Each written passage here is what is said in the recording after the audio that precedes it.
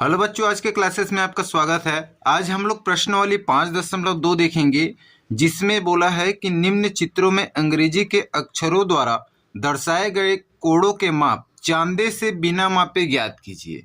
चांदे के बिना हम कैसे कोड़ को मापेंगे उसको हम लोग देखेंगे। यहाँ पे बोला है अंग्रेजी के अक्षरों द्वारा दर्शाए गए कोड़ों, यानी यहाँ पे ए लेटर लिखा हुआ है, एक्स लेटर लिखा है, वाई लेटर लिखा है, यहाँ पे पी लिखा है।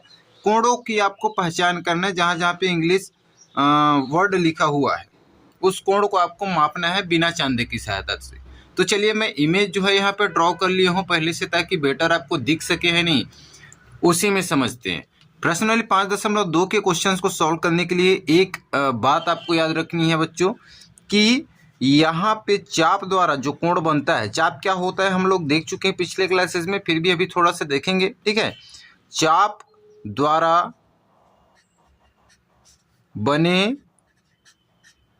सम्मुख कोण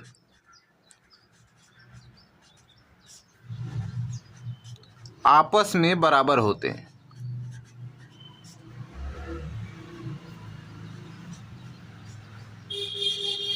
बराबर होते हैं, ठीक है। अब इसकी पहचान कैसे करना है, कोण को हम कैसे मापेंगे, इसमें से पहचान करके उसको हम लोग देखते हैं। देखिए यहाँ पे ये कोण होता है जिसके दो भाग होते हैं, एक तो खुला वाला होता है, ये खुला है, यहाँ पे बंद होता है, जहाँ पे बंद होता है वो कोण होता है, ठीक है। और ये खुला वाला भाग होता है जो कहीं ना कहीं जाकर के किसी वृत्त में जब हम कोण बनाते हैं तो वो चाप में मिला रहता है। तो हमें क्वेश्चन सॉल्व करने से पहले ये वाला भाग देखना पड़ेगा, चाप क्या होता है। यदि एक वृत्त है हमारे पास, तो किसी कोण के द्वारा जब परिधि पे जो काटा हुआ चाप होता है ना, यानी काटा हुआ भाग होता है परिधि का, ये क्या कहलाता है, बाहरी सरफेस जो है परिधि कहलाता है वृत्त का। तो किसी कोण द्वारा या किसी जीवा द्वारा, यहाँ पे हम एक जीवा भी बना दें, यदि जीवा कहने का मतलब होता है वृत्त से छोटा, तो किसी कोण या जीवा द्वारा जब किसी परिधि के कुछ भाग को काटा जाता है, यही आपका चाप कहलाता है। और उसी चाप पर यदि दो कोण बनते हैं या तीन कोण, जितने भी सम्मुख कोण बनते हैं, उस कोण का मान आपस में बराबर होता है। तो सबसे पहले ऐसे टाइप के क्वेश्चन को सॉल्व करने से पहले आपको क्या देखना है, उसका कौन से चाप पर बन रहा है वो कोण। चलिए, ये कोण जो है यहाँ पे दिया हुआ है 45 अंश का, और ए कोण की वैल्यू हमको क्या निकालना है, ज्ञात करना है पहले क्वेश्चन में, ठीक है। कोण ए बराबर कितना होगा, तो सबसे पहले इसका देखते हैं हम, दोनों कोण जो क्या होती है एक ही चाप पर बन रहा है। यहाँ पे चाप क्या है, ये वाला हिस्सा, ये वृत्त है, इसका परिधि है नहीं, इस परिधि की इतना हिस्सा को काट रहा है कोण। अब मैं ऐसे दिखा रहा हूं तो आपको समझ में नहीं आ रहा है, मैं चित्र को चलिए उल्टा कर देता हूं तो शायद आपको समझ में आए, ठीक है। ये रहा, अब ये कोण बन रहा है, ध्यान से देखना, जो 45 अंश बन रहा है, ये एक बिंदु है, ये एक बिंदु, ये खुला वाला भाग दिखाई दे रहा है, ये क्या हो गया, चाप, इस चाप पर बन रहा है, ठीक है। नाम यहाँ पे नहीं दिया है, आप बी सी कुछ भी दे सकते हैं, ठीक है, नाम की जरूरत नहीं पड़ेगी यहाँ पे। तो ये कोण जो है क्या कर रही है, इस परिधि को काट रही है, इतने हिस्से को काट रही है। और ध्यान देंगे ए वाला जो कोण है वो भी उसी चाप पर निर्मित है, उसका भी जो चाप का डिस्टेंस है सेम है, दोनों बिंदु सेम ही है, अर्थात चाप द्वारा बने सम्मुख कोण आपस में बराबर होते हैं।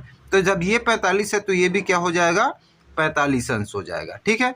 यानी कोण ए बराबर क्या हो गया हमारा, 45 अंश हो जाएगा। कोण ए बराबर 45 अंश, से पहला का आंसर हो गया।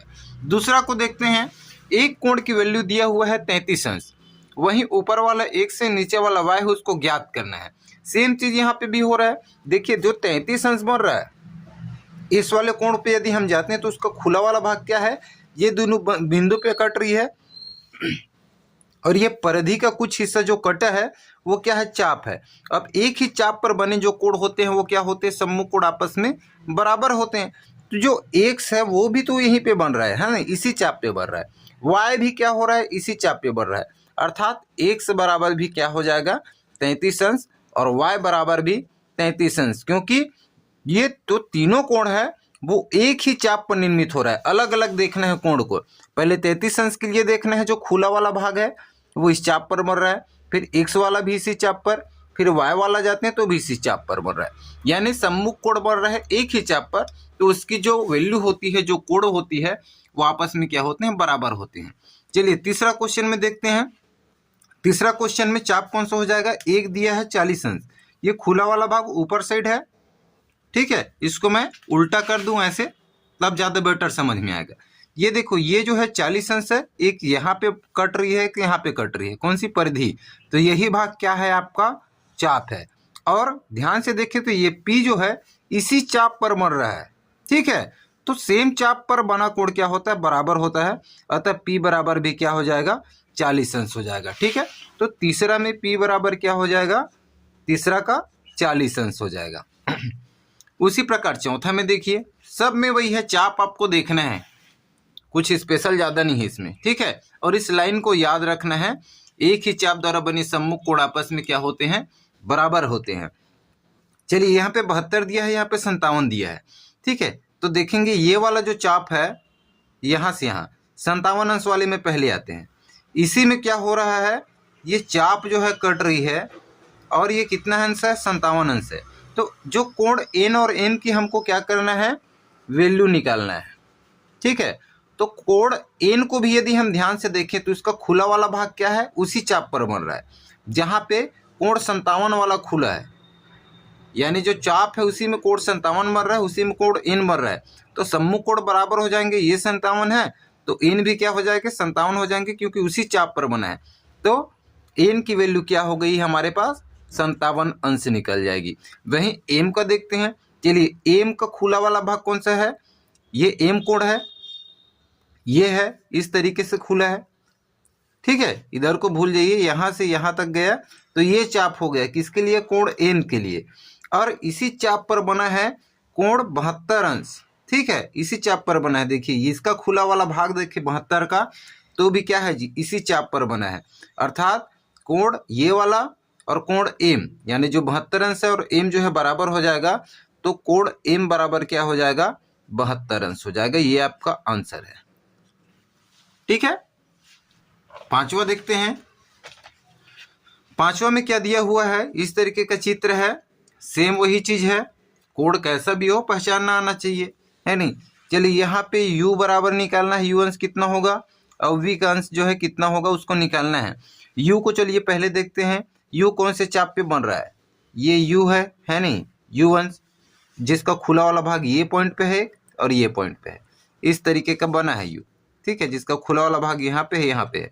अब इसी चाप में और कौन सा कोण बन रहा है उसको देख लेते हैं, यानी इसके लिए ये जो है पूरा सर्कल जो अर्धवृत्त से होते हुए जा रही है, ये पूरा है नहीं, वो क्या हो गया, इसके लिए चाप हो गया, किसके लिए, U के लिए।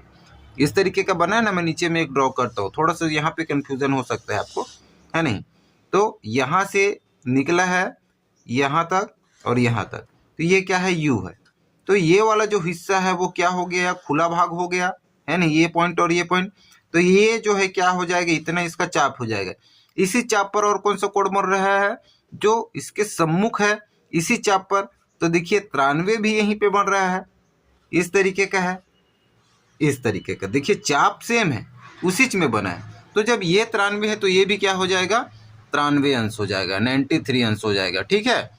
अब V क्या है, V के लिए इस साइड के लिए आते हैं, तो खुला वाला भाग इस तरीके का बना है, यहाँ से लेकर के यहाँ तक, यानी ये वाला हिस्सा जो है चाप हो गया, और इसी में बना है आपका 87। ध्यान से देखिएगा, यहाँ से आते हुए यहीं पे और V भी यहाँ से आते हुए यहीं पे, दोनों पॉइंट पे मिल रहा है, ये दोनों खुला वाला भाग एक जगह मिल रहा है, तो ये इधर साइड के लिए चाप हो जाएगा।